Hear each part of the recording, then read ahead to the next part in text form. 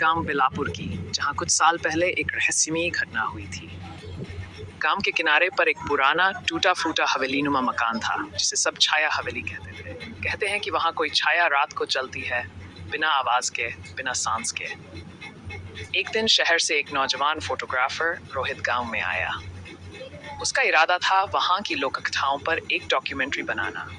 गांव वालों ने उसे उस हवेली के पास जाने से मना किया, लेकिन उसने ये सब अंधविश्वास मानकर नजरअंदाज कर दिया। रात के 12 बजे रोहित अपने कैमरे के साथ उस हवेली में गया। जैसे ही वह अंदर घुसा, सब कुछ बहुत ठंडा लगने लगा, जैसे कोई बर्फीली हवा उसके गले से गुजर रही हो। दीवारों पर पुराने खून के धब्बे थे, हर कोना सन्नाटे से भरा था। लेकिन अचानक उसके कैमरे में एक काली छाया दिखाई दी, बहुत लंबी, झुकी हुई, मानो किसी को घूर रही हो। वह चौंक गया। पलटकर देखा, वहां कुछ नहीं था। लेकिन जब उसने कैमरे का रिकॉर्ड देखा, छाया वहां थी, धीरे धीरे उसकी ओर बढ़ती हुई।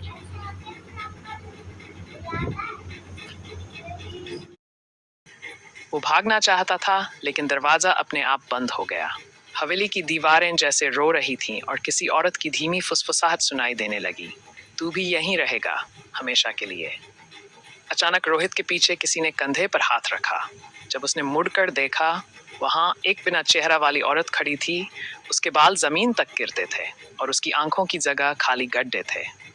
रोहित की चीख हवेली में गूंज उठी और फिर सब शांत हो गया। अगली सुबह गांव वालों ने जब हवेली के पास रोहित का कैमरा देखा, तो उसे उठाया।